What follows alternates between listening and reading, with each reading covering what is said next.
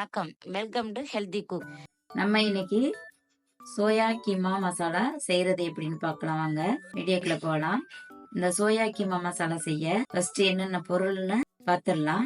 அதுக்கு முன்னாடி soya 1/4 kilo சுடுதண்ணில போட்டு ஊற வச்சு வச்சிருக்கோம். அதை பிழிஞ்சு எடுத்துக்கலாம்.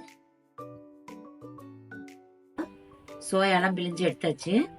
இப்போ தேவையான பொருள்கள் என்னன்னு பார்த்துடலாம்.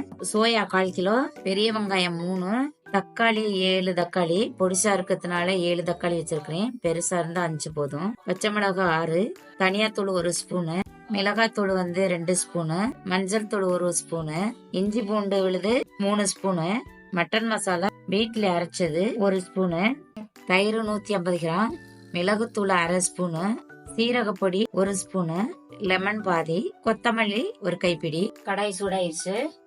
இப்போ 100 மில்லி நல்லெண்ணெய் விட்டுக்கிறோம். எண்ணெய் சூடான அப்புறம் சீரகம் சேர்த்துக்கலாம். சீரகம் இப்போ பாருங்க பொரியுது. இப்போ வெங்காயத்தை சேர்த்துக்கலாம். பொடியா நறுக்கி வச்சிருக்க வெங்காயம்,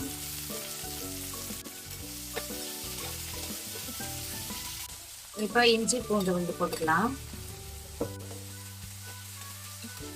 இப்போ இஞ்சி பூண்டு வெங்காயம்லாம் நல்லா வதங்கிடுச்சு.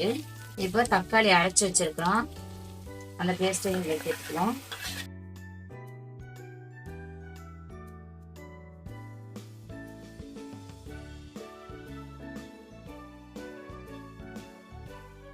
மிளகாத்தூள், தனியாத்தூள், மட்டன் மசாலா தூள், உப்பு கொஞ்சம், இதெல்லாம் சேர்த்து கிளறி விட்டு கொஞ்சம் நேரம் கொதிக்க விடணும்.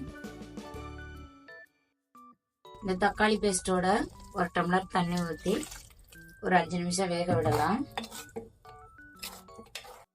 இப்ப பாருங்க நல்லா கொதிச்சிருச்சு 5 நிமிஷம். இப்ப பிழிஞ்சு வச்ச சோயாவை மிக்சில போட்டு பாதி அரைச்சு வச்சிருக்கோம், பாதி முழுசா போட போறோம்.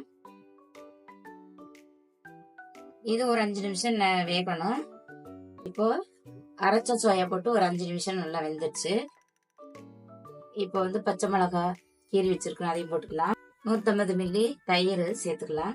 சோயாவில் பாதி அரைச்சு போட்டோம், பாதி முழுசா போடுறோம். இப்போ இதுல 1/2 டம்ளர் தண்ணி ஊற்றி கொதிக்க விடணும். இப்ப பாருங்க நம்ம போட்ட மசாலா, அரைச்சு போட்ட சோயா, அரைக்காம போட்ட சோயா எல்லாம் நல்லா வெந்து வந்துருச்சு.